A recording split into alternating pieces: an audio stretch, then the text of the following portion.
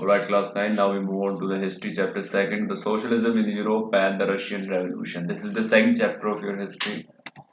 So socialism, first of all, we know about what is socialism. Okay.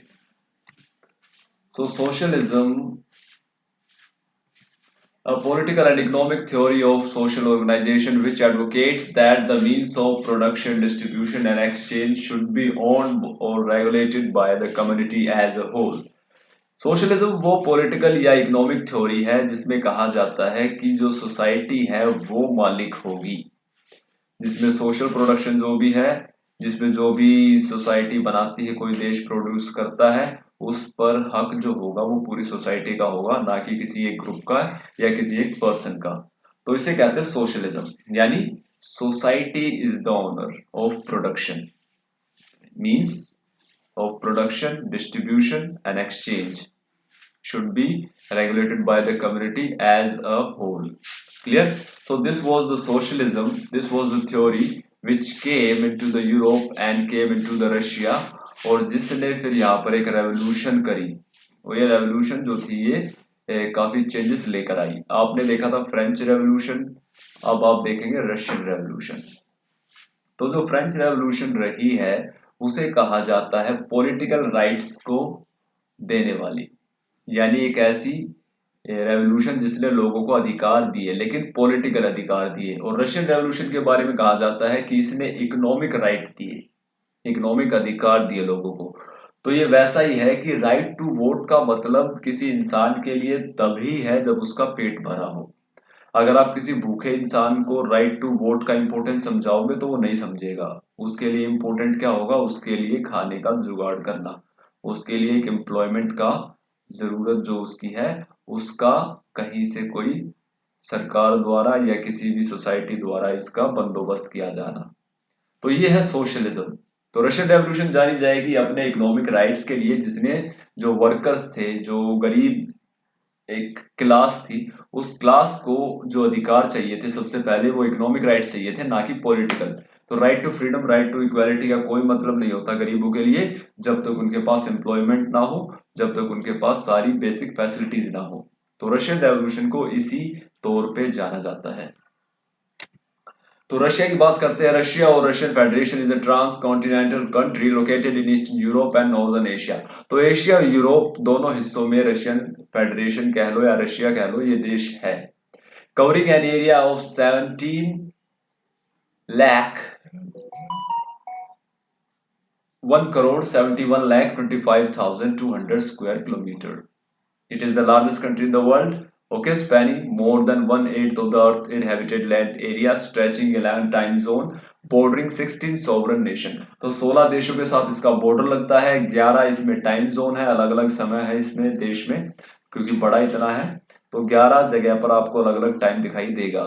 Largest country है पूरी दुनिया का, और इसका जो 1,71,25,200 स्क्वायर किलोमीटर इसका एरिया है, जो धरती का 1/8 हिस्सा कवर करता है।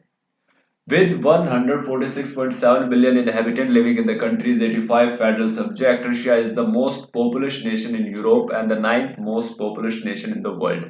तो यूरोप का सबसे पॉपुलस सबसे ज्यादा जनसंख्या वाला देश है, और दुनिया में नाइन्थ पे सबसे ज्यादा पॉपुलेशन यहाँ पे पाई जाती है। Russia's capital and largest cities Moscow, other than urban area are saint Petersburg, Novosibirsk, Yekaterinburg, Niziani, Novgorod, Kazan, Chelyabinsk, and Samara. These are the cities, bigger cities of Russia. Capital cities की Moscow है। Russian Revolution. The Russian Revolution was a period of political and social revolution across the territory of the Russian Empire, commencing with the abolition of the monarchy in 1917 and concluding in 1923 after the Bolshevik establishment of the Soviet Union at the end of Civil War। तो Russian revolution जो थी वो एक period रहा political और social change का, जिसमें क्या हुआ था 1917 में मोनार्की को हटा के सोवियत यूनियन बनाया गया था। तो जैसे फ्रेंच रेवोल्यूशन में लुई 16 को हटा गया था, यहाँ पर जार निकोलस को हटा दिया गया था, और उसकी जगह पर फिर बोल्शेविक ने अपनी सोवियत यूनियन बनाई थी, जिसी वजह से इसको यूएसएसआर कहा जाता है।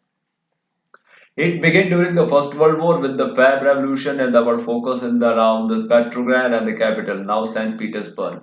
तो उस टाइम जो एरिया था फर्स्ट वर्ल्ड वॉर में, यहाँ पर काफी प्रॉब्लम स्टार्ट हुई थी, और फैब रेवोल्यूशन के साथ ही रशियन रेवोल्यूशन की स्टार्टिंग मानी जाती है, जो इसके शहर पेट्रोग्राद या जिसको अब सेंट पीटर्सबर्ग कहते हैं उसके आसपास ये रेवोल्यूशन चली थी।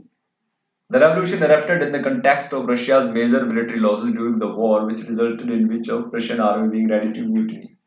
और इसमें जो रशियन आर्मी है उसने इंपॉर्टेंट रोल प्ले किया था, क्योंकि रशियन आर्मी की बहुत बुरी हार हो रही थी वर्ल्ड वॉर के टाइम पे, जिससे जो रशियन आर्मी थी उसने अपने किंग जो था इसका निकोलस, उसका साथ देने से फिर मना कर दिया था, क्योंकि जो किंग की ऑर्डर थे, जो किंग का रूलिंग थी वो काफी ऑटोक्रेटिक थी, और इसकी आर्मी ने फिर अपने किंग के खिलाफ रिवोल्ट किया था। तो रशियन आर्मी ने बहुत इंपॉर्टेंट रोल प्ले किया था इसमें। In the chaos, member of Duma Russian parliament assumed control of the country, forming the Russian provisional government. और जैसे ही सेना ने बगावत की, राजा को हटाया गया, तो ड्यूमा ने पावर अपने हाथ में ली और रशियन प्रोविजनल गवर्नमेंट बना ली। This was dominated by the interest of the large capitalist and noble aristocracy. The army leadership felt that did not have the means to suppress the revolution, and Emperor Nicholas II abdicated his throne. इसके बाद यहाँ पर क्या हुआ था, ये जो Russian provincial government थी इसमें ज्यादातर जो दबदबा था वो था कैपिटलिस्टों का। कैपिटलिस्ट कहते हैं जो पैसे के दम पे सब कुछ करते हैं, प्राइवेट प्रॉपर्टी या फिर प्राइवेट ओनर जो होते हैं उन्हें कैपिटलिस्ट कहते हैं। और नोबल एरिस्टोक्रेसी, जैसे फ्रांस में नोबिलिटी थी, यहाँ भी ये जो नोबल थे इनके हाथ में ही ये सरकार रही, और जब इनके हाथ में सरकार रहेगी तो ये क्या करेंगे, गरीबों को दबाएंगे, जुल्म करेंगे, और फिर गरीब क्या करेंगे, रिवोल्ट करेंगे।